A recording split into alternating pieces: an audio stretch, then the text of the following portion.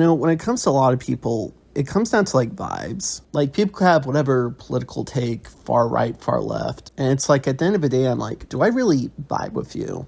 Anyway, I vibe with Sargon. He's chill. Like within anti-SJW people, like folks like Chris Ray Gunn or Bering, I just find him kind of annoying. But Sargon, even after all these years, I kind of vibe with him. I don't know, it's a mixture of factors being a strong male figure, his takes, a permissivism. It's just a way of life. Kind of respect him shaping up his life, losing some weight, his Lotus Eaters program. In one of his recent videos, he talked a bit about going to church a bit. He claims he doesn't really feel a lot of holiness, but sort of does it for his family. And I think this is kind of interesting. And I figured out I have this video stating you are on the right track. And maybe in some sense, you could find your righteous holiness some point. Now, speaking for myself, my whole process for believing in God's a little bit complicated. And really, at the end of the day, it's everyone's own journey to find God. This isn't some debate thing where you could just prove it. It's everyone's own path, and it just so happens Carl Benjamin is getting closer on that path. I used to be an atheist. I was an atheist for over 10 years. I know this kind of mindset. And to be perfectly honest, to be perfectly frank, I'm not really that much of a church guy, not even much of a prayer guy.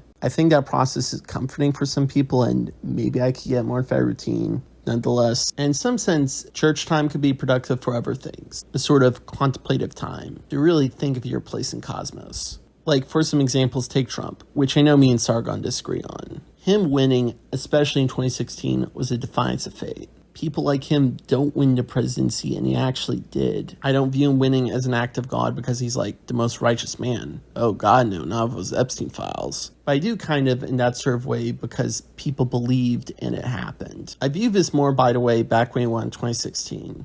By 2024, it wasn't that special since he already won already. But you see my point. A lot of it's the belief and if it'll happen. You got this far, buddy. I'm sure you could find God in some other ways. Run into some quirky coincidence. Have this idea of a cosmos where, I really can live forever in some immortal soul kind of way. Anyway, curious about whatever journeys of faith or experience with churches. Life could really be cool sometimes.